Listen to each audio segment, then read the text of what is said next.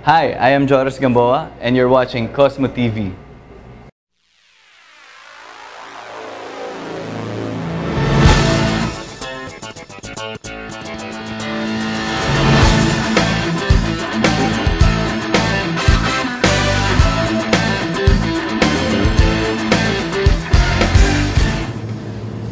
Ginawa nga sa akin yung inapakpakan yung notes. Tapos inupuan ako ng elepante.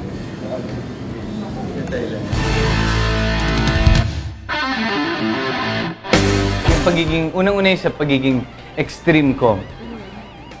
In different kinds of way. Depende sa klaseng wild na ano. Extreme na yung outdoor adventures. Lahat ginagawa ko. Bungee jumping lahat. Lahat ng pinaka water rafting. Tapos, pagiging extreme din sa... Gusto ko lagi yung kapag may gagawin ako, minsan tinatry ko pa lagpas sa edge, kumbaga ng makakaya ko. Kumbaga, always another step, kumbaga.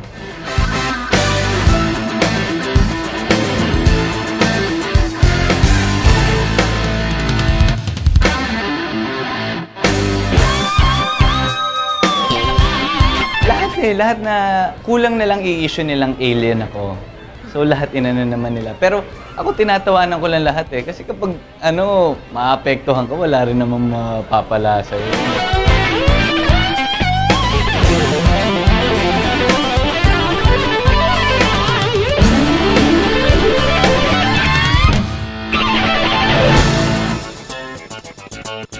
Ano ba to? Parang cam ni Hayden ko o cam ng network? Sa akin, marami akong videos na ako lang kumuha. Pero hindi siya sexy videos. Gumagawa lang ako ng mga wild things. Yung, halimbawa, lahat ng mga ginawa kong activities, kahit yung mga zipline, meron akong video nun. Meron akong, lahat, yung mga water rafting, meron lahat. So, mahilig kasi ako mag-document ng mga ginagawa ko. Ako rin nag-host. So, for a role naman, gumanap akong gay.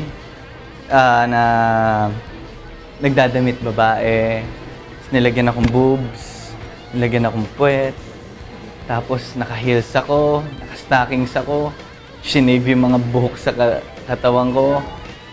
Ang hirap maging babae.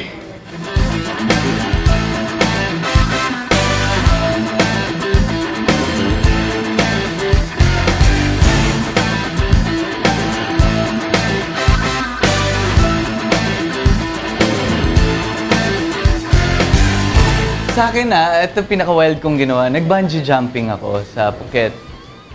So, pero before kami mag-bungee jumping, siyempre research. Nanood pa ako sa YouTube ng mga aksidente ng bungee jump. And siyempre, hindi kayo ako magpapaalam sa parents ko na may gagawin akong ganon.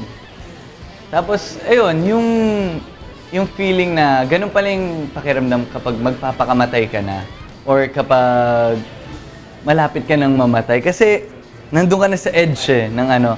Ano rin yun 60 meters. So, 150, 100 plus feet yun. And then, ayun, tas ang bigat ng tali, kita mo yung bundok, kita mo yung likod ng bundok. So, medyo iba-iba yung adrenaline rush na yun. 5 seconds po lahat.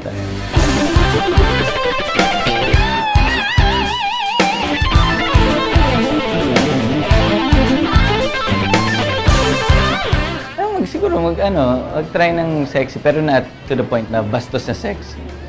So yung mga ginagawa rin naman sa Hollywood nila na wag lang yung mga R to X na lalabas ako isang boobs, ka lang. Bababae pala yun.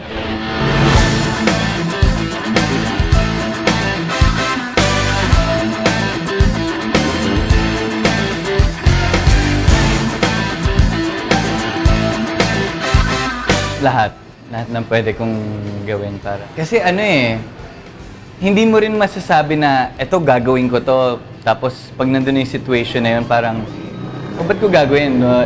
Nagiging practical ako or whatever. Sa akin, kapag dumating na yung point na yun, ako sa tingin ko naman magagawa ko yung mga wildest things na pwede gawin para ma-please yung girl or para makuha yung loob ng girl. Cosmo Chicks, drive me wild.